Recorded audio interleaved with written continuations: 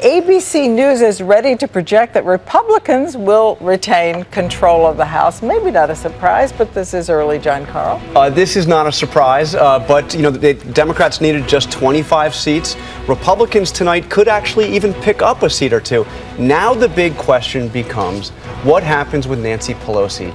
She was the Speaker of the House. A lot of people expected her to retire when the Democrats lost control 2 years ago. She stayed on as minority leader to lead her party back to majority. That now has not happened. Does Nancy Pelosi stay in Congress? Boy, Cokie, I remember the last time I interviewed Nancy Pelosi. It sure seemed like she was setting up for retirement. Do you think I'm right? Well, it's the first only female Speaker of the House, and that was very important to her, talking about breaking the marble ceiling of becoming that female Speaker.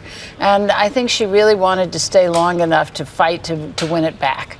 And that clearly has not happened tonight. Now, it isn't a surprise by now, but we were looking at a list of Republican freshmen who had come in with that Tea Party movement that, was so strong a couple of years ago, and who were from districts that where they should have been quite vulnerable.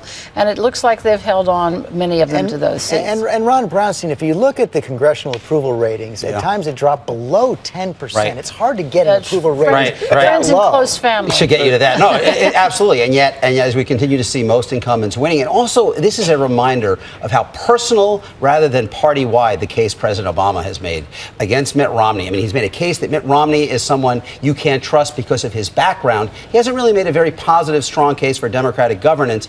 And that's, I think, one reason why, even in places where he's doing well, you don't see Democrats necessarily gaining in the House.